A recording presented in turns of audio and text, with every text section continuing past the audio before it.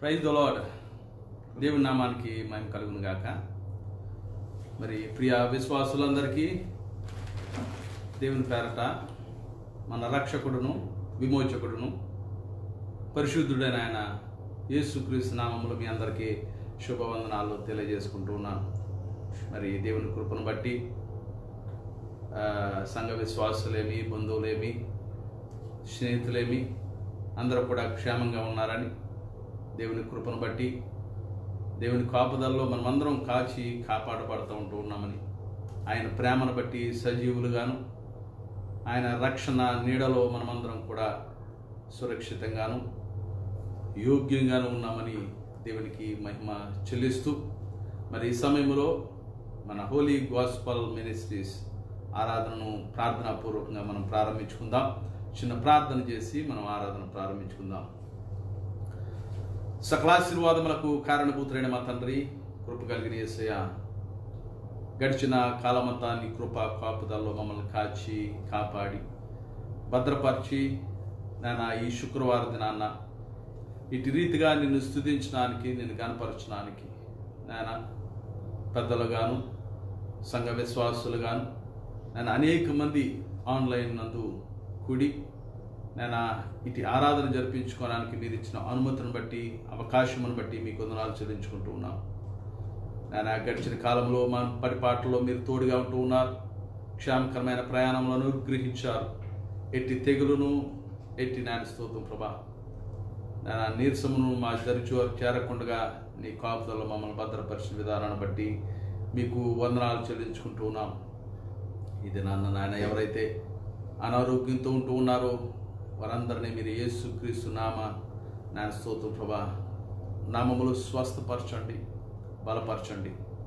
నేను నీ సన్నిధిలో బలపడులాగున త్వరితగతమైన వారిని సిద్ధపరచమని అడుగుచూ ఉంటూ ఉన్నాను. నేను ఎవరైతే నాయన స్తోత్రం ప్రభా ఇంకను సిద్ధపడకుండా ఉంటూ ఉన్నారో వారందరినీ కూడా సిద్ధపరిచి నేను త్వరగా తోడుకుని రమ్మని అడుగుచూ ఉంటూ ఉన్నాను. అలాగే నాయన చూస్తూ ఉంటున్న ప్రతి బిడ్డని మీరు దీవించండి, ఆశీర్వదించండి, బలపరచండి. నేను వారందరూ కూడా నీలో బలపడులాగిన కృపదయించేయండి.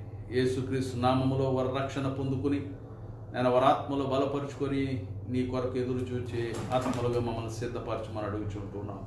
ఇదిగో నేను ఆరాధన ప్రారంభించుండగా ఆది నుంచి ఆఖరి నిమిషం వరకు మీరే అధ్యక్షులుగా ఉండి మమ్మల్ని నడిపించమని, ఆయన నీ నామ మహిమార్థమే మేము ఆరాధన చేయలాగిన కృపను దయచేయండి. రాబోయే దినాల్లో నీ మందిరములో మేమందరం కూడుకుని నాయన నిన్ను స్తుతించే భాగ్యం మాకు అనుగ్రహించమని, బలపరచమని. పాటలు యందు మీరుండండి, వాక్య ధ్యానంలో మీరుండమని అడుగుచూ ఉంటూ ఉన్నాం. సూటిగా మా హృదయాలతో మీరు మాట్లాడండి.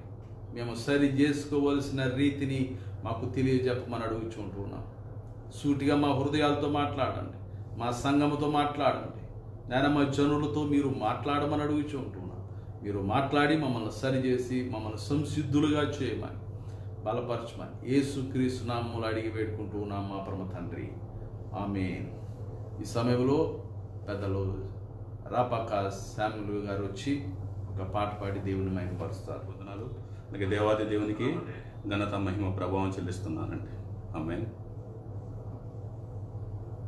హల్లెలూయా.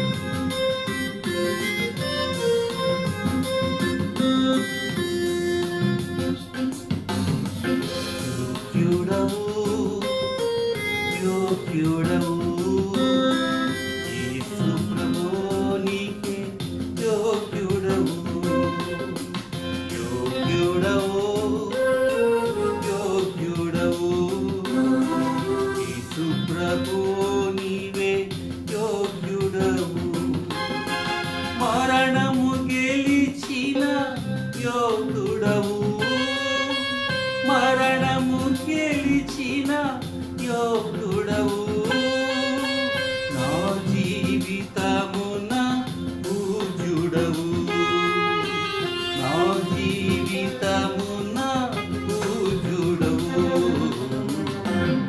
యోగ్యుడవు యోగ్యుడవు యేసు ప్రభు నీవే యోగ్యుడవు యోగ్యుడవు యోగ్యుడవు యేసు ప్రభు నీవే యోగ్యుడవు. హల్లెలూయా. సృష్టికర్త, నిర్మాణకుడా, జీవనదాత, జీవన ప్రదాత, స్థిరమను ఉంచి కరములు జోడించి నిన్ను స్తుతించి నిన్ను ఆరాధిస్తాం దేవా. హల్లెలూయా.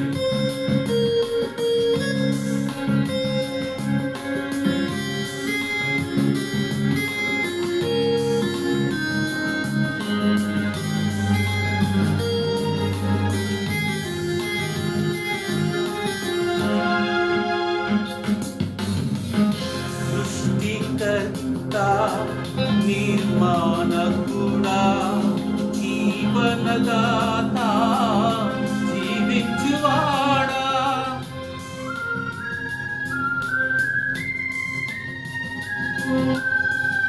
సృష్టికర్త, నిర్మాణకుడా, జీవనదాత, జీవించువాడా, శిరమున వంచి కరమును జోడించి, శిరమున వంచి కరమును జోడించి సేవించేదని యేసు ప్రభు, సేవించేదని యేసు ప్రభు.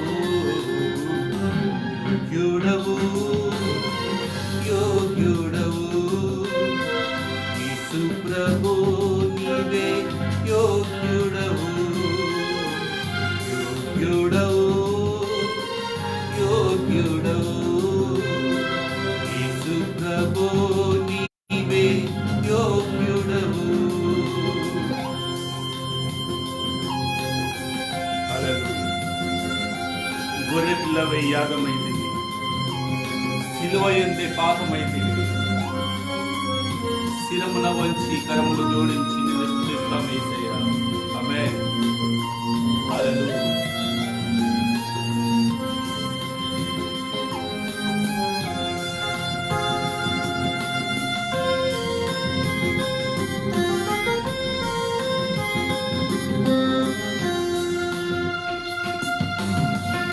గొర్రె పిల్లవై యాగమైతివి, సిలువ యందే పాపమైతివి,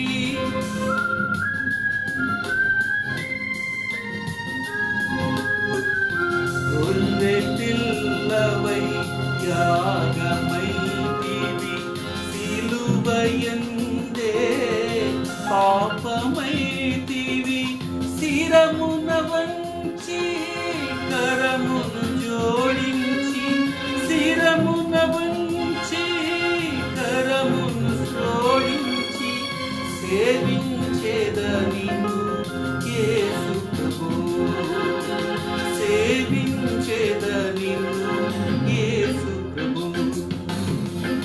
యోగ్యుడవు యోగ్యుడవు యేసు ప్రభు నీవే యోగ్యుడవు యోగ్యుడవు యోగ్యుడవు యేసు ప్రభు నీవే యోగ్యుడవు. మరణము గెలిచిన యోధుడవు, మరణము గెలిచిన యోధుడవు, నా జీవితమున పూజుడవు, నా జీవితమున పూజుడవు. యోగ్యుడవు యోగ్యుడవు యేసు ప్రభు నీవే యోగ్యుడవు యోగ్యుడవు యోగ్యుడవు యేసు ప్రభు నీవే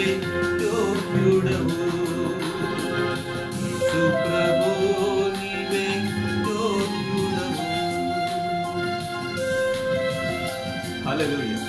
చిన్న ప్రార్థన చేసుకుందాం. ప్రేమ కనికరం గల యేసయ్యా, నీకు వందనాలు. మహోన్నతుడ, గతించిన దినాలన్నింటినీ సజీవమైన సంఖ్యలోనే వాళ్ళందరినీ కాచి కాపాడవు నాయన. వాళ్ళందరినీ సజీలుగా ఉంచావు వేసి నీకు వందనాలు. నిన్ను స్తుతించడానికి, నిన్ను ఆరాధించుకోవడానికి మాకు ఇచ్చిన అవకాశానికే నీకు వందనాలు. మాకు ఇచ్చిన యోగ్యతకే వందనాలు నాయన. మాకు ఇచ్చిన సమస్తానికే మరొకసారి నీకు వందనాలు. అనేకమైన బిడ్డలు నాయన దేవానిస్థితులు, ఈ పెండమిక్ సిచ్యువేషన్లో దేవానిస్థితులు, అనారోగ్యాలకు గురైన అనేక మంది దేవానిస్థితులు రకరకాలుగా హింసింపబడి బాధింపబడి దేవానిస్థితులు యోగ్యత లేకుండా ఉన్నారు. వారందరికీ యోగ్యత దయచేయండి. వారందరికీ ఈ భాగ్యం దయచేయమడుచున్నాను. నీకు వందనాలు. ఇంతవరకు నేను చేసిన ఆరాధన అంతటిలో నేను ఘనత, మహిమ, ప్రభావం, సంస్థలు నీవే పొందుకోమడుచును. నీ దాసులు నిలబడి మాట్లాడుచుండగా నేను దాసుడి ఆత్మశక్తితో నింపమడుచున్నాను. మా అందరికీ మంచి జ్ఞానం దయచేసిన వాక్య విధేయతగా మేము జీవించే భాగ్యాన్ని మాకు దయచేస్తారని, జరిగిన కార్యక్రమం సమస్తం పరిశుద్ధ ఆత్మతో జయప్రదంగా నడిపిస్తారని నజరేయుడైన యేసునామమున అడుగుచున్నాం తండ్రి. Praise the lord. హల్లెలూయా. దేవుని నామానికి మహిమ. మరొకసారి కూడి ఉన్న విశ్వాసులందరికీ దేవుని పేరట వందనాలు తెలియజేసుకుంటూ ఉన్నాను. మహాపరిశుద్ధుడైన మా తండ్రి, కృప కలిగిన రాజా, నీ సన్నిధిలో ఉన్న మేము మా ప్రవర్తనను సరిచేసుకుని భయముతోనూ భక్తితోనూ నీవు మాట్లాడబోతూ ఉన్న ఆ వాక్యమును నాయన మేము గ్రహించి, మీరు మాకు అనుగ్రహించిన ఆ మాటలను మా హృదయాలకి అన్వయించుకుని మా జీవితములను, మా బ్రతుకులను, మా నడవడికను మార్చుకొని మీరు సూటిగా మా హృదయాలతో మాట్లాడుతూ ఉన్నారని గుర్తెరిగి మమ్మల్ని మేము మార్చుకొని నీ ముందు నీతిగాను, యుక్తిగాను, భక్తిగాను కనబడడానికి మమ్మల్ని సిద్ధపరచండి. నీ వాక్యం ద్వారా మాతో మాట్లాడమని నేను ఎవరైతే ఆన్లైన్లో ఉంటూ ఉన్నారో వారందరినీ మీరు దీవించండి. ఎవరైతే రాబోతూ ఉన్నారో త్వరగా తోడుకుని రమ్మని యేసుక్రీస్తు నామములో అడిగి వేడుకుంటూ ఉన్నాను తండ్రి. ఆమేన్. Praise the lord. మరి ఒకసారి మీ అందరికీ కూడా మన రక్షకుడును ప్రభువు అయిన యేసుక్రీస్తు నామములో శుభవందనాలు తెలియజేసుకుంటూ ఉన్నాను. గడిచిన వారం నేను మాట్లాడిన మాట, మనము మెట్టుకు ప్రభువు అయిన యేసుక్రీస్తుని ధరించుకున్న వారమై పగలు జీవించుచున్న వారమైనట్టు మనము జీవించాలా. క్రీస్తుని అంగీకరించిన మనము మన జీవితములను మార్చుకుని యేసు ప్రభు గారు ఎట్టి రీతిగా మనకి చెప్పారో, ఏ బోధనైతే మనం విని మనం రక్షణ పొందుకున్నామో, ఏ సువార్తను బట్టి మన జీవితాలు మార్చబడనియో ఆ సువార్తను అనుగుణంగా, ఆ సువార్తకు అనుగుణంగా ఆ సువార్తను అన్వయించుకుని మన జీవితాలు నడవవలసిన వారమైంటూ ఉన్నాం. ఇది నాన్న మనం చూసినట్లయితే మనలను చూసిన మన కుటుంబస్తులే మనల్ని హేళనగాను, వెటకారంగాను, అవహేళన చేసే పరిస్థితిలో మన జీవితాలు ఉన్నాయనడానికి ఎట్టి అనుమానము లేదు. కారణం ఏంటంటే మనము నమ్ముట మట్టుకు నమ్ముతూ ఉన్నాము, కానీ నమ్మిన దాని ప్రకారము మన జీవితాలు నడవట్లేదు అన్నది వాస్తవం. దేవుని వాక్యము వింటా ఉన్నాము, దేవుని వాక్యము చదువుతూ ఉన్నాము. ఈ వారం చాలా బాగా చెప్పారు, ఈ వారం ఈ ప్రసంగం చాలా బాగున్నది, ఈ ప్రసంగికులు ఈ వాక్యాన్ని బాగా వివరించారు, ఈ వాక్యం ఇంతకాలం నాకు అర్థం కాలేదు, ఈ పాస్టర్ గారు గొప్పగా వివరించారు, నా అన్న బాగా వివరించాడు అని చాలా బాగా చెప్పుకుంటూ ఉన్నాం. కానీ విన్నదానికి సరైన రీతిలో మనం నడుస్తూ ఉన్నామా లేదా? విన్న వాక్య ప్రకారం మన జీవితాలను మలుచుకుంటూ ఉన్నామా లేదా? లేదంటే చాలామంది మనుషులు మారుతూ ఉన్నారు, కానీ మనసులు మారట్లేదు. మన దేవునికి మనుషులు అవసరం లేదు, మనసులు కావాలి. మనుషులు మారుతూ ఉన్నారు, వారి విధానాలు మారుతూ ఉన్నాయి, వారి పద్ధతులు మారుతూ ఉన్నాయి, వారి నడవడిక మారుతూ ఉన్నది, వారు చేసే పాప క్రియలు ఆపుతూ ఉన్నారు అంత మట్టుకే. కానీ వారి మనస్సు మాత్రం మారట్లేదు. మునుపటి మనసే ఇప్పుడు ఉన్నది, మునుపటి ఆలోచన ఇప్పుడు చేస్తూ ఉన్నారు, మునుపటి మాటలే ఇప్పుడు మాట్లాడుతూ ఉన్నారు, మునుపటి హృదయ తలంపులే ఇప్పుడు చేస్తూ ఉన్నారు. ప్రయోజనం ఏమున్నది? నీవు అట్టి రీతిగా చేస్తే కనుక ప్రయోజనమేమున్నది? నువ్వు మనిషి మారితే కాదు, నీ మనస్సు మారితే దేవునికి గొప్ప. నీ మనస్సు మారితే దేవునికి ఇష్టం. నీ హృదయము మారితే దేవునికి ఇష్టం. నీ హృదయములో ఉన్నదంతా హృదయంలోనే పెట్టుకుని నీవు మనిషికి మట్టుకు మారటానికి ఈ ప్రపంచంలో తిరుగుతూ ఉంటూ ఉన్నావే, అది దేవుడు ఎంత మాత్రము ఒప్పుకోడు. ఈ దినాన్న మీతో ఈ విధంగా మాట్లాడడానికి కారణం ఏంటంటే, దేవుని యొక్క నీతి చాలా స్పష్టంగా చెప్తూ ఉంటూ ఉన్నది. ఆయన వేశ్యలనైనా క్షమిస్తాడు కానీ వేషధారులను క్షమించడు. అది చాలా స్పష్టంగా దేవుడు చెప్తా ఉంటూ ఉన్నాడు. మనము దేవుని ముందు వేషధారుల వలె కాకుండా వాస్తవ జీవమును గుర్తెరిగిన వారమై, నిన్నటి వారం చెప్పాను నేను, వాస్తవ జీవమును గుర్తెరిగిన వారమై వాస్తవ జీవితమును జీవించువారముగా ఉండాలని దేవుడు కోరుకుంటూ ఉన్నాడు. దేవుడు కోరుకునేది అదే. మనం ఇటు రీతిగా ఉన్న మనము మన జీవన శైలిలో, మన హృదయాంతరంగాల్లో నుంచి మన సహోదరుడి గురించి మనం ఏమనుకుంటూ ఉన్నాం? దేవుడు మనకు నేర్పిన కొన్ని పాఠాల్లో కొంతకాలం నుంచి చెప్పుకుంటూ ఉంటూ ఉన్నాను. మనము చేయవలసిన భక్తి, చేయవలసిన ప్రార్థన, ఉండవలసిన రీతి మనం నేర్చుకుంటూ ఉన్నాం. క్రీస్తు ఎడల భయముతోనూ భక్తితోనూ క్రీస్తు చూపిన మార్గంలోనూ మనం ప్రయాణం చేస్తూ అలనాడు మన పితరులకు చూపిన ఆ కృపనే, ఆ ప్రేమనే మన ఎడల కూడా వాగ్దాన రూపంలో వారసత్వాన్ని క్రీస్తు ద్వారా ఈ క్రొత్త నిబంధనలో మనకు అనుగ్రహించిన ఆ దేవాది దేవుణ్ణి మనము పూజించబద్ధులమై ఉంటూ ఉన్నాం. ఈ వారసత్వం కానీ, ఈ రక్షణ కానీ, ఈ నెమ్మది కానీ, ఈ సమాధానం కానీ మనకి పరలోక రాజ్య వారసత్వం కానీ లేనప్పుడు దేవాది దేవుని యొక్క వాగ్దానమును బట్టి వాగ్దాన పిల్లలుగా, వాగ్దాన సంతానముగా క్రీస్తు ద్వారా మనలను ఆయనకి దగ్గరగా చేసుకుంటూ ఉన్నాడు దేవుడు.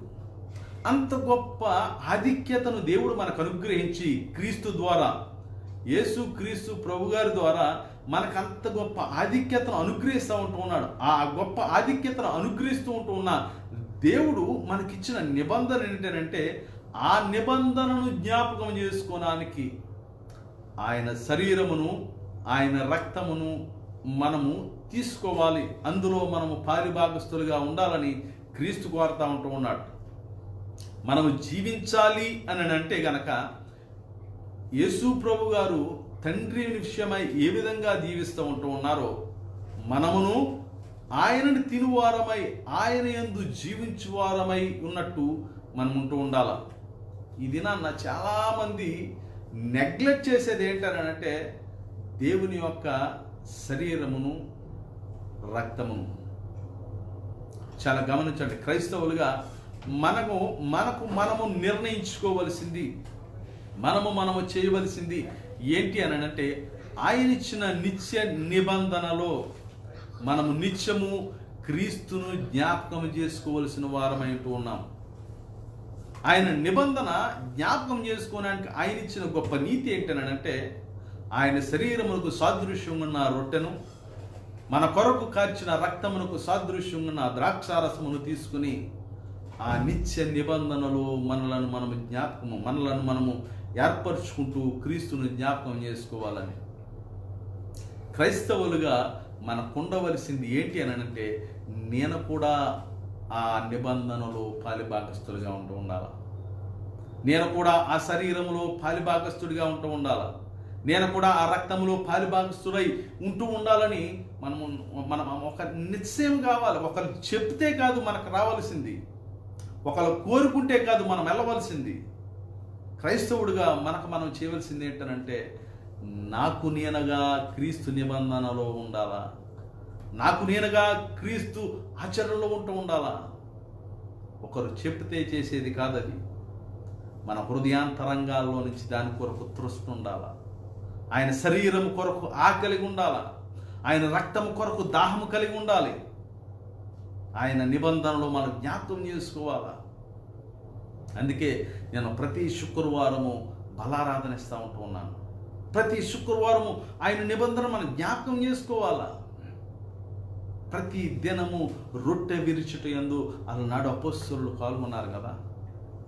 ఈనాడు మనము కూడా అట్టి భక్తిని, అట్టి విశ్వాసమును కలిగి ఉండడానికి క్రీస్తును వెంబడిస్తూ ఉంటూ ఉన్నాం. మనము ఈ జీవిత క్రమములో, ఈ విశ్వాస క్రమములో మనము చేయవలసింది ఏంటంటే, మనము ఆయనను జ్ఞాపకం చేసుకుంటూ, ఆయన ఇచ్చిన నీతిని బట్టి మనము కూడా ఆయన చెప్పిన వాక్యమును బట్టి, ఆయన వాక్య ప్రకారము మనము మనల్ని కూడా సరి చేసుకుంటూ దేవుని ముందుకెళ్ళాలా. దేవుడు చెప్తూ ఉంటూ ఉన్నాడు, ఆయనను మనం ధరించుకుంటూ ఉన్నాం, ఆయన వలె మనం ఉంటూ ఉండాలా. అంతేగాని తొందరపడి ఎదుటి వారిని దూషించడం కానీ, ఎదుటి వారిని తీర్పు తీర్చడం కానీ మనం చేయకూడదు. మనం ఒక్కొక్కసారి చేస్తూ ఉంటున్నాం, ఎదుటి వారి యొక్క అలవాటును బట్టో, ఎదుటి వారి యొక్క విధానాలు బట్టో వారిని తీర్పు చేస్తూ ఉంటూ ఉన్నాం. క్రైస్తవుడైనప్పటికీ కూడా ఎదుటి వారిని తోలనాటు, ఎదుటి వాళ్ళని ట్రోల్ చేయడం ఇది నేటి ఫ్యాషన్. అది క్రైస్తవుడే ట్రోల్ చేయడం, హిందూ సహోదరుడే ట్రోల్ చేయడం, ముస్లిం సహోదరుడే ట్రోల్ చేయడం, ఇదో ట్రెండ్. ఆ ట్రెండ్లో మన సహోదరులు కూడా చాలా పీక్ స్టేజ్లోకి వెళ్ళిపోతూ ఉంటున్నారు.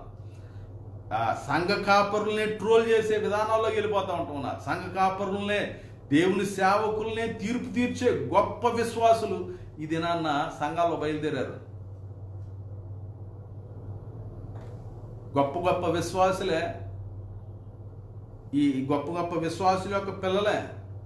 మా నాన్నగారు చెప్తూ ఉండేవారు, పండిత పుత్ర పరమసుంట అని ఒక మాట చెప్తూ ఉండేవారు. గొప్ప విశ్వాసులు పిల్లలే ఈ విధంగా చేస్తూ ఉంటారు. అయితే ఎదుటి వాడిని తొందరపడి తీర్పు తీర్చడానికి నీవేపాటి వాడు అని దినాన్ని మాట్లాడుతూ ఉంటున్నాడు. నీ సహోదరుని నీవు తీర్పు తీర్చడానికి నీవేపాటి వాడివి. నీ సహోదరుని మీద నువ్వు నేరాన్ని మోపడానికి నీ జీవితం ఏ పాటిది?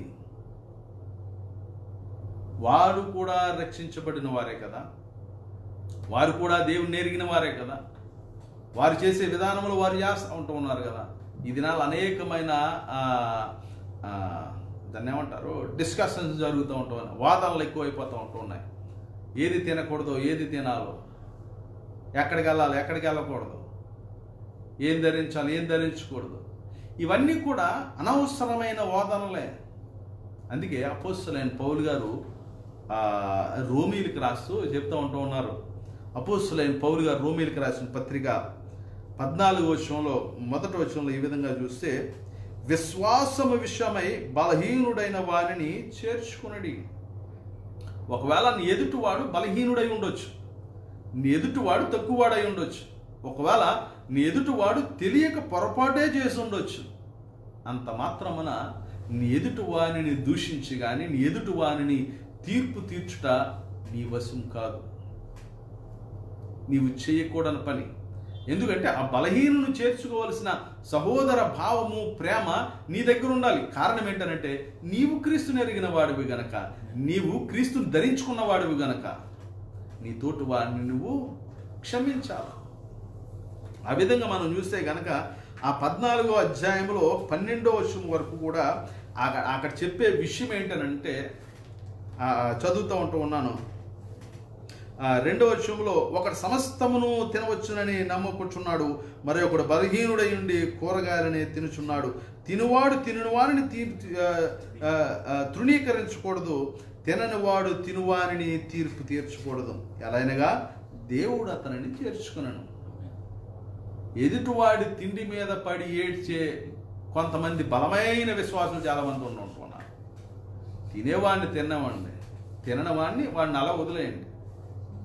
ఒకరినొకరు విమర్శించుకుని, ఒకరినొకరు బయట పెట్టుకుని, ఒకరినొకరు తిట్టుకుని తీర్పు తీర్చుకునే అవకాశం నీకు ఇవ్వట్లేదు దేవుడు. ఇక్కడ అదే చెప్తూ ఉంటున్నాడు పౌలు గారు. అనుభవజ్ఞులైన పౌలు గారు చెప్తున్నారు, ఇక్కడ రోమీలకి చెప్తున్నారు, తొందరపడవద్దు, తినేవాడిని తిన్నవండి, తినని వారిని వాడు బలహీనత బట్టి తినట్లేదు, వాడిని అలా వదిలేయండి. అక్కడ చెప్తున్నాడు తర్వాత, తినువాడు తినువానిని తృణీకరింపకూడదు, తిననివాడు తినువానిని తీర్పు తీర్చకూడదు, ఎలా అనగా దేవుడు అతనిని చేర్చుకొనను. లోకమును దేవుడు ఎంతో ప్రేమించను. జనులందరినీ దేవుడు ప్రేమిస్తూ ఉంటూ ఉన్నాడు. అందరూ కూడా మన సహోదరులే. ఒకరి పట్ల నీవు ఒకడు వ్యతిరేకంగా కానీ, ఒకరి తిండి పట్ల నీవు తినువాడు తినువానిని తిననివాడు తినువాడిని తీర్పు తీర్చడానికి వీలు లేదు. కారణం ఏంటంటే వాడు కూడా దేవుని బిడ్డే, వాడు కూడా రక్షణ పొందుకున్నవారు. తర్వాత చూస్తే కనుక నరుని సేవకుని తీర్పు తీర్చుటకు నీవెవడవు, అతడు నిలిచి ఉండే అయినను పడి ఉండుటే అయినను అతని సొంత యజమానుని పనియే అతడు నిలుచును, ప్రభువును అతను నిలబెట్టును శక్తి గలవాడు. ఒకడు ఒక దినము కంటే మరొక దినము మంచిదని ఎంచుచున్నాడు, మరి ఒకడు ప్రతిదినము సమానముగా ఎంచుచున్నాడు. ప్రతివాడు తన మట్టుకు తానే తన మనస్సులో రూఢిపరుచుకొనవలెను. దినమును లక్ష్యపెట్టువాడు ప్రభువు కోసమే లక్ష్యపెట్టుచున్నాడు, తినువాడు దేవుని కృతజ్ఞతాస్తుతులు చెల్లించుచున్నాడు గనుక ప్రభువు కోసమే తినుచున్నాడు. తినని వాడు ప్రభువు కోసమే తినుట మాని దేవునికి కృతజ్ఞతాస్తుతులు చెల్లించుచున్నాడు. మనలో ఎవడును తన కోసము బ్రతకడు, ఎవడును తన కోసమే చనిపోడు. ఈ దినాన్న మనం తెలుసుకోవాల్సింది, ప్రపంచమంతా దేవుని ఆధీనంలో ఉంటూ ఉన్నది. రక్షణ పొందుకున్న వారంటే, రక్షణ పొందుకోని వారేంటి, ఇద్దరు కూడా దేవుని ఆధీనంలో ఉంటూ ఉన్నారు. అయితే క్రీస్తుని ఎరిగి, క్రీస్తుని అంగీకరించి, క్రీస్తు ద్వారా రక్షించబడి ఆ వారసత్వాన్ని పొందుకున్న మనలో మనము ఉండవలసిన రీతి చెబుతూ ఉంటూ ఉన్నాడు. ఎదుటి వాని యొక్క తిండిని బట్టి కానీ, ఎదుటి వాని యొక్క విధానమును బట్టి కానీ వానిని తీర్పు తీర్చుట నీ వశము కాదు, నీవెవడవసలా. అయితే ఆయన బ్రతికినా, అతను బ్రతికినా, ఎదుటి సహోదరుడు బ్రతికినా చచ్చినా ఎవరి కోసం అనంటే దేవుని కోసమే. మనమందరం కూడా జీవిస్తూ ఉంటూ ఉన్నది, బ్రతుకుతూ ఉంటూ ఉన్నది దేవుని కోసమే. ఆ తర్వాత వచనంలో చూస్తే గనక, మనము బ్రతికినను ప్రభువు కోసమే బ్రతుకుచున్నాము, చనిపోయినను ప్రభువు కోసమే చనిపోచున్నాము. కాబట్టి మనము బ్రతికినను చనిపోయినను ప్రభువు వారమై ఉన్నాము. అది గుర్తెరుకోవాలి. మనం ఎదుటి వాని ముందు, ఎదుటి వానిని తీర్పు తీర్చే ముందు మనము తెలుసుకోవాల్సింది ఏంటనంటే, మనమందరము ప్రభువు వారమై ఉంటూ ఉన్నాము. మనమందరం కూడా ప్రభువు వారమై ఉంటూ ఉన్నాము. అందుకే కొరింథీయులకు రాసిన పత్రికలో, మొదటి పత్రికలో 6వ అధ్యాయం 19వ వచనంలో అక్కడ చెప్తూ ఉంటూ ఉన్నాడు, మీరు మీ సొత్తు కారు, మీరు విలువ పెట్టి కొనబడిన వారు. మనము మన సొత్తు కాదు, మనము విలువ పెట్టి కొనబడిన వారము. మనము దేవుని వారమై ఉంటూ ఉన్నాము. క్రీస్తు ద్వారా దేవునికి దగ్గరైన వారము. క్రీస్తు ద్వారా కొనబడి మనము వారసులుగా మనం ఉంటూ ఉన్నాం. ఆ వారసత్వాన్ని బట్టి మనము తెలుసుకోవాల్సింది ఏంటంటే, మనము చనిపోయిన బ్రతికిన ప్రభువు వారమై ఉంటూ ఉన్నాం. మనం బ్రతికినా చనిపోయినా ప్రభువు వారమై ఉంటూ ఉన్నాం. కారణం ఏంటంటే, మనము బ్రతికినా చనిపోయినా ఆయన వారమై ఉండుట కొరకే ఆయన చనిపోయి తిరిగి లేచినని తర్వాతి వాక్యంలో చెప్తూ ఉంటూ ఉన్నారు.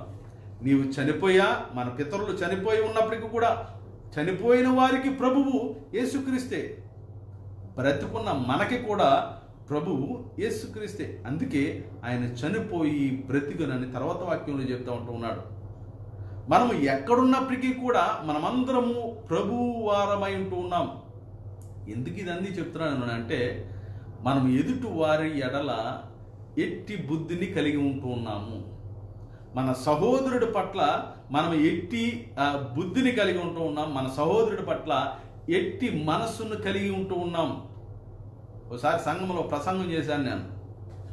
కొన్ని లెక్కలు రాసి ఆ లెక్కలో ఒక పొరపాటును పెట్టాను. అందరూ ఆ పొరపాటునే గుర్తించారు, కానీ కనమ 3 కరెక్టే అని చెప్పేసి ఎవరు గుర్తించలేదు.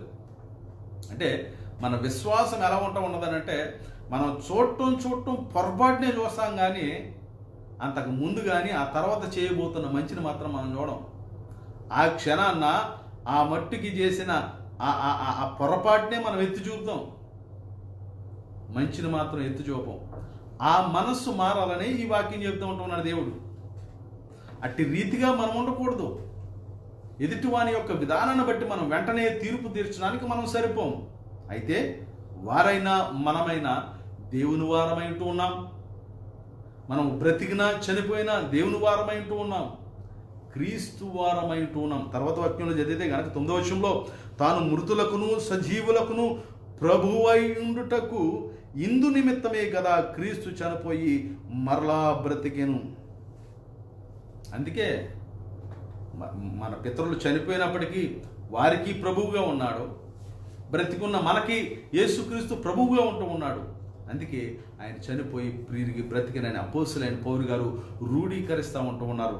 10వ వచనంలో చూస్తే గనక అయితే నీవు సహోదరుని తీర్పు తీర్చునేలా నీ సహోదరుని నిరాకరింపనేలా మనమందరము దేవుని న్యాయము పీఠము ఎదుట నిలుతుము. అది మనం గమనించుకోవాలి. దేవుడు చెప్పేది ఏంటనంటే మీరు ఎలాగైనా ఉండండి, ఎలాగైనా చేయొచ్చు, ఏ విధంగానైనా జీవించవచ్చు, కానీ ఒకానొక దినము రాబోతా ఉంటూ ఉన్నది. ఆ దినమున క్రీస్తు న్యాయము పీట మీరు నించోవలసిన వారమై ఉంటూ ఉన్నాం. ఇక్కడ అదే చెప్తూ ఉంటూ ఉన్నాడు. ఇన్ని చేస్తూ ఉంటూ ఉన్నారు కదా, అయితే నీ సహోదరుని ఎందుకు తీరుస్తూ ఉంటూ ఉన్నావు? నీ సహోదరుని ఎందుకు నిరాకరిస్తూ ఉంటూ ఉన్నావు?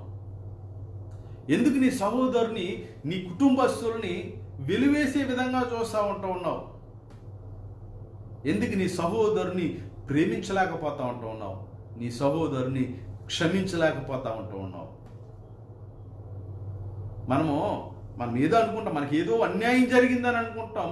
అన్యాయం జరిగిందనుకుని అనవసరమైన అపోహలతో ఎదుటివాడిని తీర్పు తీర్చి అసలైన న్యాయము తీర్చబోతా ఉంటూ ఉన్నాడని మరిచిపోయి ఎక్కడ జరిగే చిన్న చిన్న పొరపాట్లను హృదయాల్లో పెట్టుకొని క్షమించే మనసు మనకుండదు, క్షమించే మనసు మనకుండదు, తీర్పు తీర్చే మనసే మనకు ఉంటుంది.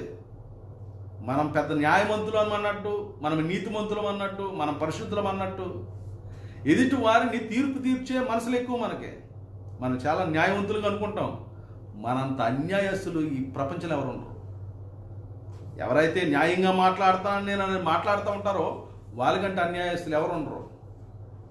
ఎవరికి వాళ్ళు నీతిమంతులని ఎవరైతే రూఢీకరించుకుంటారో వాళ్ళకన్నా అనీతిమంతులు ఇంకెవరు ఉండరు. వాస్తవం అది. ఎందుకంటే నా చెడ్డ నాకు తెలియదు, నా చెడ్డ ఎదుటివానికి తెలియదు కాబట్టి ముందుగానే ఎదుటివాని చెడ్డ ఎత్తి చూపుతాను నేను. ఆ మనసే మనకు ఉండకూడదు.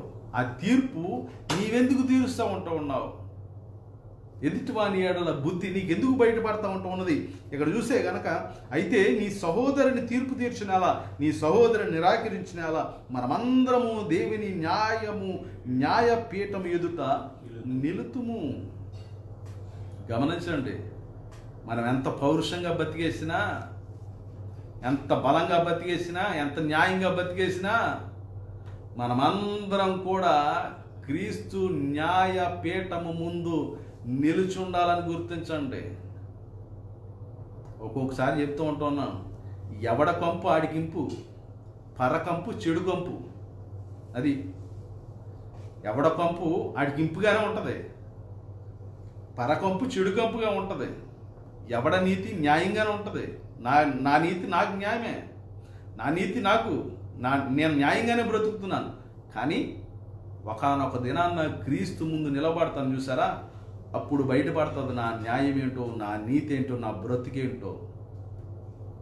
అందు నిమిత్తమే నీ సహోదరుని నీవు తీర్పు తీర్చనేలా, నీ సహోదరుని నీవు నిరాకరించనేలా, నీ అవకాశమును బట్టి, నీ స్థితిని బట్టి నీ సహోదరుని ఎందుకు తీర్పు తీరుస్తూ ఉంటూ ఉన్నావు? దేవుడు అది కాదు కదా చెప్తా మనకి, దేవుడు అది కాదు కదా మనకు చూపిస్తా. మన తర్వాత చూస్తే కనుక నీ సహోదరుని నిరాకరించినలా మనమందరము దేవి న్యాయపీఠము ఎదుట నిలుతుము. నా తోడు ప్రతి మోకాలును నా ఎదుట వంగును, ప్రతి నాలుక దేవుని స్తుతించునని ప్రభువు చెప్పుచున్నాడు. యేసే చెప్తూ ఉంటూ ఉన్నాడు. జాగ్రత్త, ఇది యేసుప్రభు గారి స్టేట్మెంటు. మనం నమ్ముకునే యేసుప్రభు గారి స్టేట్మెంట్ ఇది. నా తోడు ప్రతి మోకాలును నా ఎదుట వంగును, ప్రతి నాలుకయు దేవుని స్తుతించునని ప్రభువు చెప్పుచున్నాడు అని వ్రాయబడి ఉన్నది గనుక మనలో ప్రతివాడును తన్ను తాను గూర్చి దేవునికి లెక్క అప్పగింపవలసి వచ్చును. ఇక్కడ చెప్తున్నాడు అని వ్రాయబడి ఉన్నది కనుక మనలో ప్రతివాడును తన్ను గురించి దేవునికి లెక్క అప్పగింపవలెను.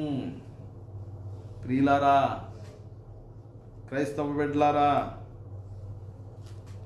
ఇక్కడ చెప్తున్నాడు వాక్యం. దేవుడు చెప్తున్నాడు, ప్రతి వాడు నా ముందు మోకరలాలా, ప్రతి నాలుక నన్ను స్తుతించును. అయితే ఆ దినము వస్తూ ఉన్నది. ఆ దినము వచ్చినప్పుడు మనలను మనము గూర్చి దేవునికి లెక్క అప్పజెప్పవలసి ఉన్నది. ఉన్నాయా లెక్కలు మీ దగ్గర? ఎంతమందిని క్షమించారు? ఎంతమందికి తీర్పు తీర్చారు? ఎంతమందిని తప్పించారు? ఎంతమందిని ప్రేమతో పలకరించగలుగుతూ ఉన్నారు? ఎంతమందిని మీరు ప్రేమించగలుగుతూ ఉంటారు క్రీస్తు ప్రేమతోటి? ఎంతమందిని క్రీస్తు ప్రేమతో ప్రేమించగలుగుతూ ఉన్నారు? ఎంతమందికి సమాధానకర్తలుగా ఉన్నారు? ఎంతమందిని దేవుని వైపు నడిపిస్తూ ఉన్నారు? లెక్క రాసుకుంటున్నారా? లెక్క చెప్పాలా? క్రీస్తు న్యాయ పీఠము ముందు మనం నిలుచుని, ఇదిగో ప్రభువా ఇంతమందిని క్షమించాను నేను, ఇదిగో ప్రభువా ఇంతమంది నాకు వ్యతిరేకంగా ఉన్నప్పటికీ వారందరినీ నేను క్షమించి వారితో సమాధానంగానే నేను ఉన్నాను. ఎంతమందిని క్షమించాం? అక్కడ చూస్తే గనక పేతురు గారు అడుగుతున్నారు యేసుప్రభు గారిని, ప్రభువా మేము ఎన్నిసార్లు క్షమించాలి? 7 సార్లు అని. యేసుప్రభు గారు సమాధానం చెప్తున్నారు, 7 సార్లు మట్టుకు కాదు, 70 సంవత్సరాలు. మన వల్ల కాదు. మనం ఒకసారి క్షమించలేము. మన మన మన మన పౌరుషాలు ఎలా ఉంటాయంటే, నేను సత్యంత వరకు అని క్షమించను, సత్యం తర్వాత దేవుడు కూడా నేను క్షమించడం. మన పౌరుషాలు ఎలా ఉంటాయంటే, నేను చచ్చిపోయినా సరే అని క్షమించను అంటాం. ఆ మాట వస్తే కనుక చచ్చిపోయిన తర్వాత దేవుడు కూడా నేను క్షమించడం. అందుగురించే ముందే మనసు మారి క్షమించాం. దేవుడు చెప్తున్నాడు అదే. యేసుప్రభు గారు సిలువలో పలికిన మొట్టమొదటి మాట, తండ్రి వీరేమి చేయుచున్నారు, వీరిని క్షమించుడి. వాళ్ళకి తెలియదా ఏం చేస్తున్నారో? వాళ్ళ ముందే కదా అద్భుతాలు చేశాడు, వాళ్ళ ముందే కదా చనిపోయిన వారిని లేపాడు, వాళ్ళ ముందే కదా గుడ్డోళ్ళకి కళ్ళులు ఇచ్చాడు, వాళ్ళ ముందే కదా కుష్ఠరోగులు స్వస్థపరిచాడు, వాళ్ళ ముందే కదా ఈ అనేకమైన స్వస్థతలు చేశాడు, అద్భుతాలు చేసిన యేసయ్య. వాళ్ళే చంపేస్తూ ఉంటుంటే యేసుప్రభు గారు అడుగుతూ ఉన్నారు, తండ్రిని కోరుకుంటూ ఉన్నారు, తండ్రి వీరేం చేస్తూ ఉన్నారు, వీరికి తెలియదు నాయన, వీరిని క్షమించు అని మొట్టమొదటిగా సిలువలో పలికిన యేసయ్య మాట క్షమించటం. మరి ఆ త్యాగాన్ని జ్ఞాపకం చేసుకుంటూ ఉన్న నువ్వు, ఎంతో ప్రార్థన చేస్తూ ఉన్న నీవు, మరి ఆ క్షమా గుణాన్ని నీ దగ్గర పెట్టుకున్నావా? ఇక్కడ చెప్తూ ఉన్నాడో పేతురు గారు అడుగుతూ ఉన్నారు యేసుప్రభు గారిని, ప్రభా ఎన్నిసార్లు మట్టుకు నా సహోదరుని నేను క్షమించాలి? ఒకవేళ నా సహోదరుడు నా ఎడల తప్పుదని చేస్తే కనుక ఎన్నిసార్లు నేను క్షమించాలి? 7 సార్లు అని అడుగుతూ ఉన్నాడు. 7 సార్లు మట్టుకు కాదు నాయన, 70 సంవత్సరాలు. 70 సంవత్సరాలు అంటే నిన్న ఈ ధ్యానిస్తూ ఉన్నప్పుడు పెద్ద ఆయన చెప్పారు, 70 సంవత్సరాలు అంటే నరుని ఆయుష్ ఎంత? 70 సంవత్సరాలు. అది అధిక బలం ఉంటే 80 సంవత్సరాలు. 70 సంవత్సరాలు వచ్చినప్పటికీ ఎప్పుడు చచ్చిపోతానో ఆలోచిస్తూ ఉంటాడు. అయితే 70 సంవత్సరాలు ఇక్కడ చెప్తున్నాడు. 7 సంవత్సరాలు మట్టుకు కాదు నాయన, 70 సంవత్సరాల మట్టుకి క్షమించాలి. అంటే నీ జీవితాంతము నీ సహోదరుని క్షమిస్తూనే ఉండాలా? నీ జీవితాంతము నీ తోటి వారిని క్షమిస్తూనే ఉండాలా? నీ జీవితాంతము క్షమాగుణమే నీతో ఉండాలని దేవుని వాక్యం చెప్తూ ఉంటున్నది. అది 7 మార్లు మట్టుగా అని ఎందుకు అడిగానంటే, అక్కడ 7 మార్లు కంటే ఈ మిడిల్ ఈస్ట్లో వర్కింగ్ అవర్స్ 7 గంటలు. నీవు పనిలో ఉన్నప్పుడు నీ సహోదరుడు కానీ నీ పట్ల ఏదైనా తప్పదని చెప్తే గంటకోసారి క్షమించు అని దాని అర్థం అన్నమాట. మామూలుగా విధానాల్లో చూస్తే కనుక గడిచిన కాలం అదే చరిత్ర చూస్తే కనుక గొప్ప పండితులు రాసిన విధానాల్లో క్రైస్తవ పండితులు చెప్పే విధానం ఏంటంటే మిడిల్ ఈస్ట్లో 7 గంటల పని దినాలు కదా, 7 గంటల పని దినాల్లో ఉన్నప్పుడు వాడి సహోదరుడు ఏదైనా వాడి తప్పిదం చేస్తే కనుక గంటకోసారి క్షమించాలని.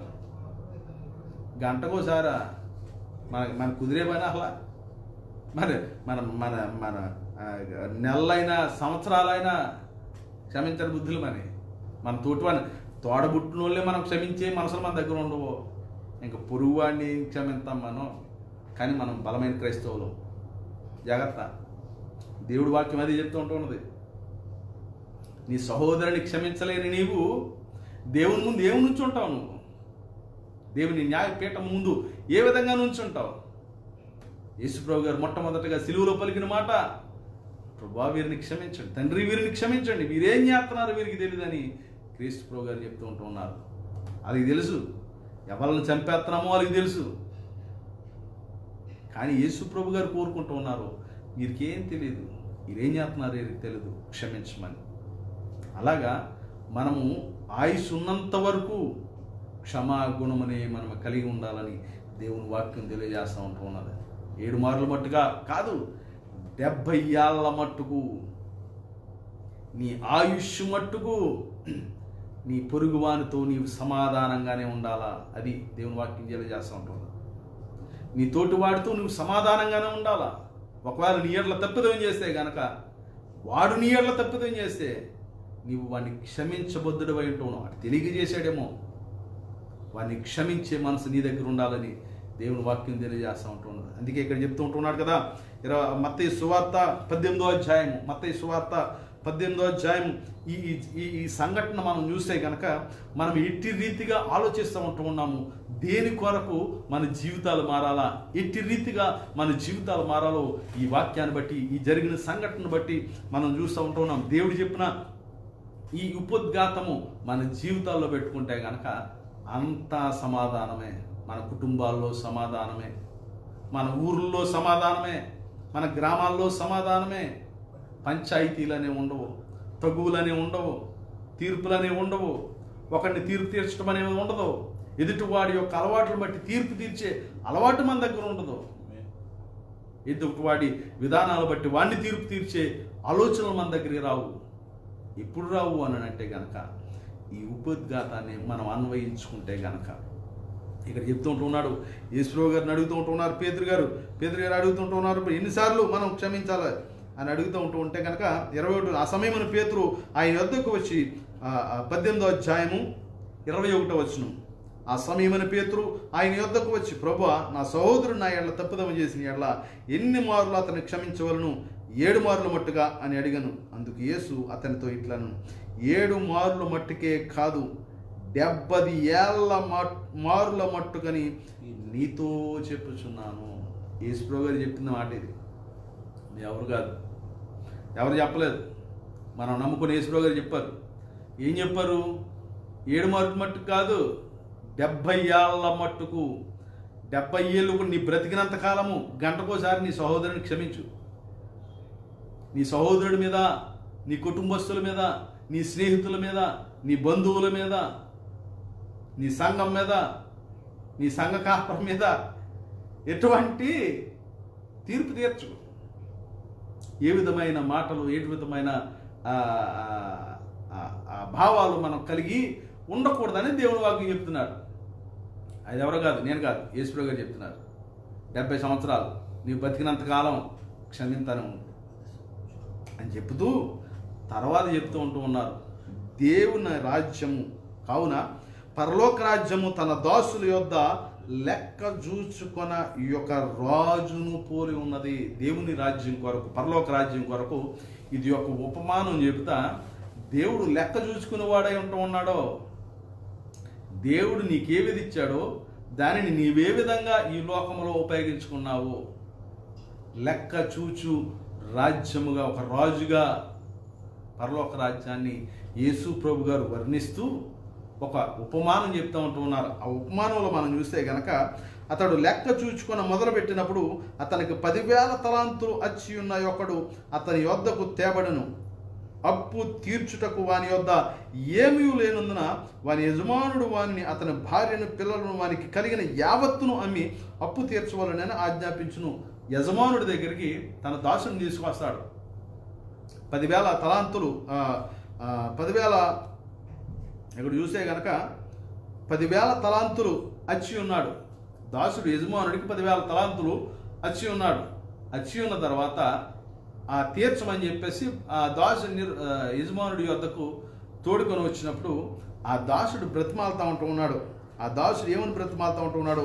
అప్పు తీర్చుటకు నా యొద్ద ఏమీ లేనందున వాని యజమానుడు వానిని, వాని భార్యను, పిల్లలను, వాని కలిగిన యావత్తును అమ్మి అప్పు తీర్చవలనని ఆజ్ఞాపించును. కాబట్టి ఆ దాసుడు అతని యొద్దకు సాగిలపడి మురికి, నా ఎడల ఓర్చుకొనుము, నీకు అంతయు చెల్లింతునని చెప్పగా ఆ దాసుని యజమానుడు కనికరపడి వానిని విడిచిపెట్టి వాని అప్పు క్షమించెను.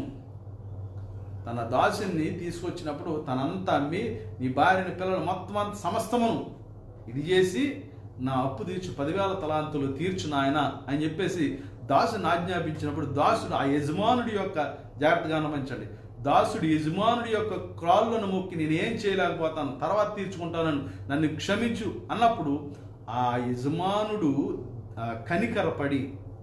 కనికరపడి ఆ దాసుని అప్పును క్షమించెను. సుమారుగా 10,000 తలాంతులు అని అంటే మన ఇండియా డబ్బు ఎంత ఉంటుందంటే సుమారుగా 3,60,00,000. 10,000 తలాంతులు అని అంటే ఒక తలాంతు 3,600 అయితే 3,600 రూపాయలు అయితే మొత్తం 10,000 తలాంతులు ఎంతనంటే 3,60,00,000 రూపాయలు అప్పు కొట్టేశాడు. క్షమించంటారు నాయన పోని. ఎంత? 3,60,00,000. గమనించండి, 3,60,00,000 అప్పును కొట్టేసాడు యజమానుడు. రైట్, సంతోషంతో బయటకు వచ్చాడు. బయటకు వచ్చి తర్వాత తోటి దాసుడు ఎంత అప్పున్నాడో చూద్దాం. ఇక్కడ చూద్దాం. తోటి దాసుడు ఆ 28వ అధ్యాయంలో అయితే ఆ దాసుడు బయటకు వెళ్ళి తనకు 100 దేనారములు అచ్చి ఉన్న తన తోటి దాసులలో ఒకరిని చూచి, ఇక్కడ 100 దేనారములు అప్పు ఎంతనంటే సుమారుగా మన డబ్బు ఎంతనంటే రూపాయల్లో 50 రూపాయలు. 50 రూపాయలు. అంతకుముందు ఎంత క్షమించబడ్డాడో 3,60,00,000 క్షమించబడి బయటకు వచ్చి తన తోటి దాసుడు 50 రూపాయలు అప్పుంటే ఆడు పే కట్టుకున్నాడు. చూడండి, ఈ మనసులు మన దగ్గర ఏమైనా ఉన్నాయేమో. ఒకవేళ ఈ మనసు మన దగ్గర ఉండి తీసేయండి, ఆ తర్వాత జరిగే పరిణామం భయంకరంగా ఉంటుంది. మనము క్షమించబడింది చాలా గొప్పగా క్షమించబడ్డాం, కానీ మన తోటివాడు 50 రూపాయలు అప్పుంటే పీక పట్టుకుంటున్నాడు. ఇక్కడ పీక పట్టుకుని ఆ తర్వాత చూద్దాం. తోటి దాసులలో ఒకరిని చూచి వాని గొంతు పట్టుకుని, నీవు వచ్చి ఉన్నది చెల్లింపవలను, అందుకు వాని తోటి దాసుడు సాగిలపడి నా ఎడల ఓర్చుకొనుము, నీకు చెల్లించదనని వారిని వేడుకొనని గాని వాడు ఒప్పుకొనక అచ్చి ఉన్నది చెల్లించే వరకు వాని శరళాలలో వేయించాను. కాగా వాని తోటుడు, చూడండి ఎంత దారుణము. ఒకవేళ ఈ మనస్తత్వం మన దగ్గర ఉంటే కానీ తీసేయండి. డబ్బు విషయమే కాదు, ఏ విషయంలోనైనాను మనం ఇంత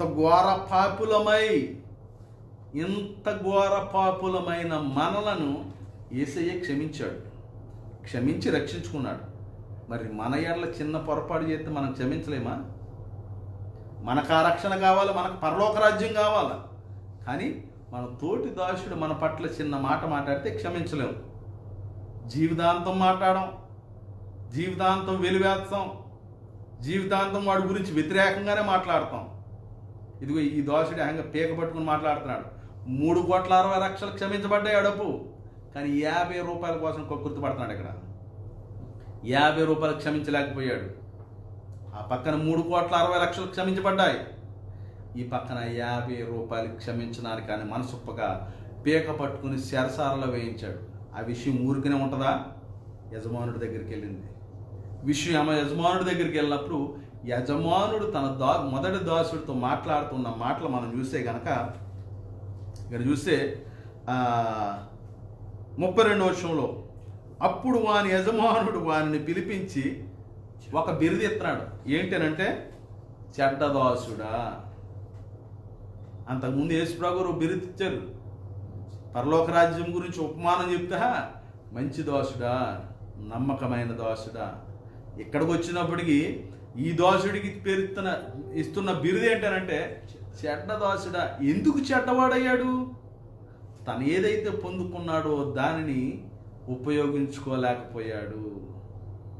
ఏ విధంగా అయితే క్షమించబడ్డాడో ఆ క్షమాపణ తన సహోదరుడికి ఇవ్వలేకపోయాడు.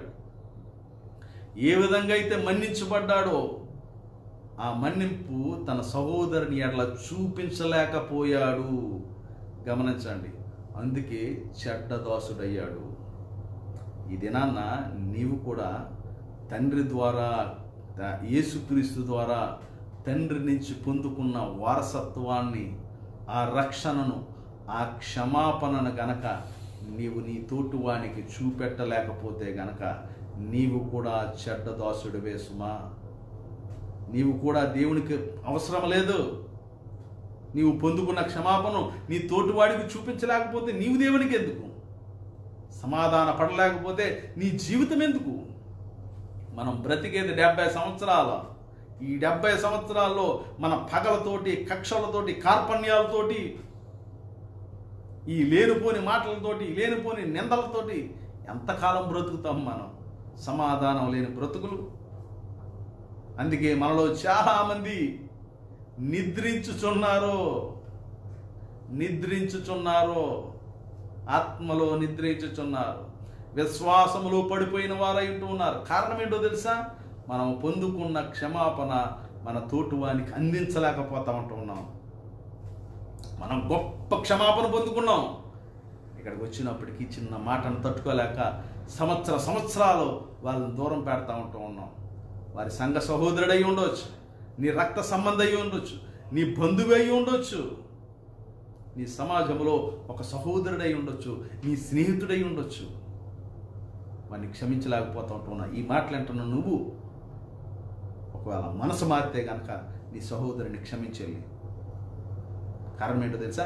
యేసుప్రభు గారు చెప్తున్నారు. ఇక్కడ యేసుప్రభు గారు చెప్తున్న మాటది, చెడ్డదాసుడా, నీవు పొందుకున్న దానిని నీ సహోదరుడికి అందించలేకపోతా ఉంటున్నావు.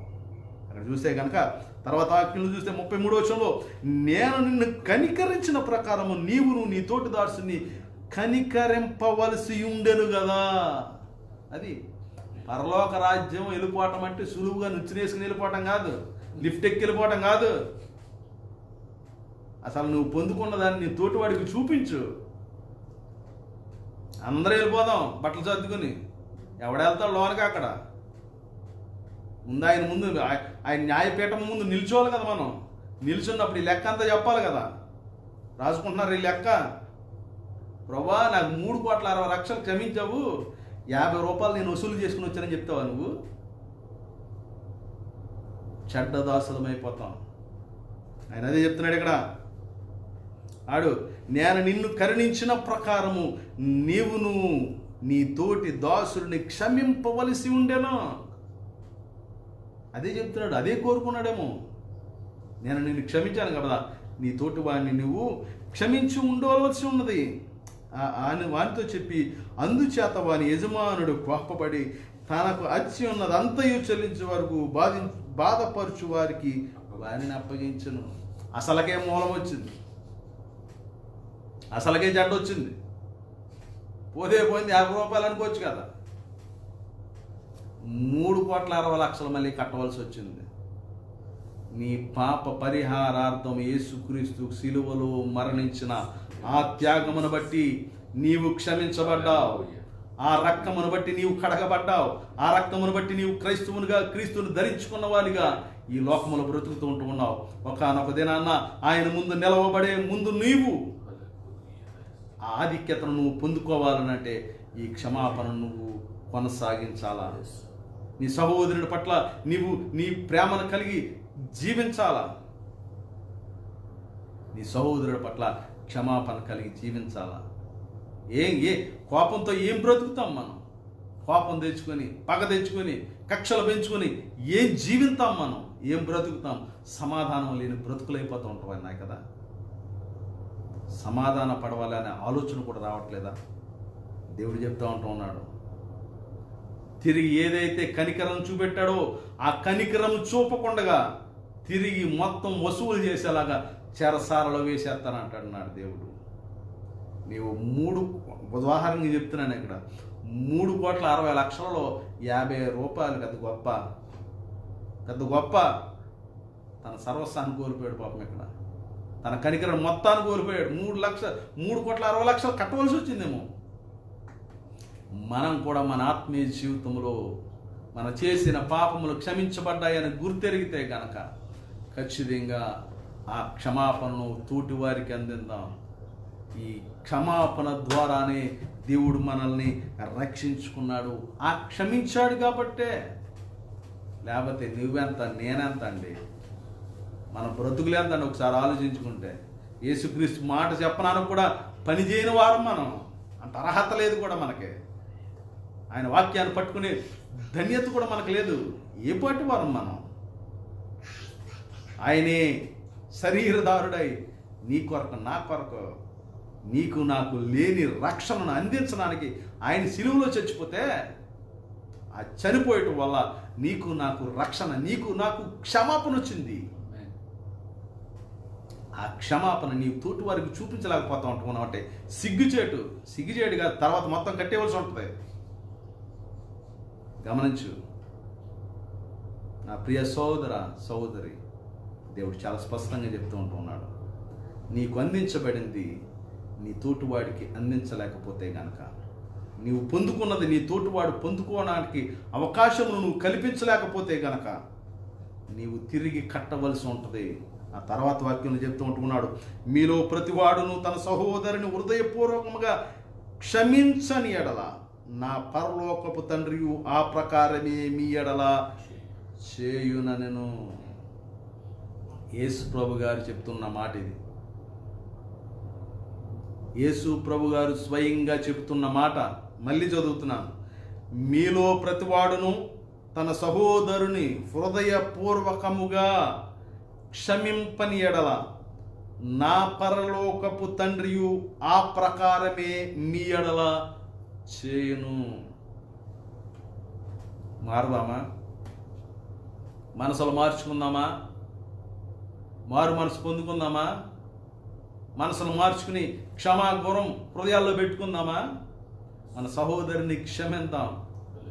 క్షమాగుణము లేకపోతే గనక పరలోక రాజ్యంలో దేవుడు నిన్ను కూడా క్షమించడు. క్రీస్తు న్యాయము పీఠము ముందు నిల్చున్న నీవు నేను ఈ లోకములో నీ సహోదరుని క్షమించలేకపోతే కనుక, నీ తోటివాడి పైన నీవు దయను చూపించలేకపోతే కనుక, నీ తోటివాడి పట్ల నీవు దయను కలిగి జీవించలేకపోతే గనక, కనికరము లేనివాడి వలె కఠినాత్ముడుగా ఉంటే గనక, నీవు మారకపోతే దానినే దేవుడు నీకు చూపించాడని చెప్పేసి దేవుని వాక్యం తెలియజేస్తూ ఉంటుంది. అయితే క్రీస్తుని ఎరిగిన మనం, క్రీస్తుని అంగీకరించిన మనం, క్రైస్తవులుగా ఉన్న మనం, ఆయన ఎడల మనం ఆయన ముందు నిలిచి ఉంటాం అన్నామని గుర్తెరిగి, ఆయన వారమైన మనము క్రీస్తు వారమై ఉంటూ ఉన్నాం. క్రీస్తు ఏ విధంగా ఆ సిలువలో వేలాడుతూ వీరేం చేయుచున్నారు, వీరెరుగరు క్షమించమని తిప్పిన ప్రకారం ఆ మొదటి మాటను బట్టి మన జీవితాలు మార్చుకుందాం. ఇంక నువ్వు ఎవరైనా, మీ తోటివారు కానీ, మీ కుటుంబస్తులు కానీ, మీ బంధువులకు కానీ, ఎవరి మీదైనా మీకు ఏదైనా వ్యతిరేకత ఉన్నా, ఎవరి మీదైనా మీకు కోపాలు ఏదైనా ఉన్నా, ఎవరి మీదైనా మీ మనసు బాధపడినా, ఎవరి మీదైనా మీ మనసు నొచ్చుకున్నా, దయతో వారిని క్షమించండి. దయతో వారిని క్షమించండి. లేదంటే తండ్రి అయిన దేవుడు తన ముందు మనల్ని క్షమించడేమో. జాగ్రత్త సుమ. మనం కొంత మట్టికే ఈ లోకములో జీవిస్తాం. నిత్యము ఆయనతో జీవించవారమై ఉంటూ ఉన్నాం. ఆయనతో ఉండాలనుకుంటూ ఉన్నట్లయితే కనుక మన బ్రతుకులు మార్చుకుందాం. యేసును అంగీకరిద్దాం. యేసు ప్రకారం జీవిద్దాం. క్షమాగుణమును కలిగి మనం జీవిద్దాం. ఎవరైతే ఇంకనూ రక్షణ పొందుకోలేదో ఎవరైతే బాప్తిస్మం తీసుకోలేదు, ఎవరైతే బాప్తిస్మం తీసుకుని సరైన రీతిలో జీవించలేకపోతా ఉంటున్నారో ఇదే సమయం దేవుడు మన కొరకు, ఎవరైతే బాప్తిస్మం తీసుకోలేదు, ఎవరిని క్రీస్తుని అంగీకరించలేదు, క్రీస్తే తండ్రి యొద్దకు మార్గమని గుర్తెరుగుదాం. ఎవరైతే క్రీస్తు నామములో బాప్తిస్మము తీసుకుంటారో వారు రక్షించబడతారు. ఎవరైతే క్రీస్తు నామమును అంగీకరించి బాప్తిస్మం తీసుకుంటారో వారు పరలోక రాజ్యమునకు వారసులవుతారు. యేసే మార్గము, యేసే సత్యము, యేసే జీవమై ఉంటూ ఉన్నాడు. ఈ లోకము శాశ్వతము కాదు, ఈ లోకము శాశ్వతము కాదు. నిత్యము నిలిచి ఉండు పరలోక రాజ్యము మన కొరకు ఎదురు చూస్తూ ఉంటున్నది. ఆ రాజ్యములో మనం ప్రవేశించాలనంటే నిన్ను నీవు సరి చేసుకుని క్రీస్తును అంగీకరించి ఆ తండ్రికి వారసుడిగా ఈ లోకములో జీవించినట్లయితే గనక ఖచ్చితంగా నీ కొరకు, నా కొరకు ఆ యేసు ప్రభు తిరిగి రాబోతా ఉంటున్నాడు. ఆయన రాకడలో మనమందరం ఎత్తబడి మన కొరకు ఏర్పరచబడిన ఆ రాజ్యములో వారసులుగా నిత్యము జీవిందాం. దేవుడు మిమ్మల్ని దీవించునుగాక. చిన్న ప్రార్థన చేద్దాం.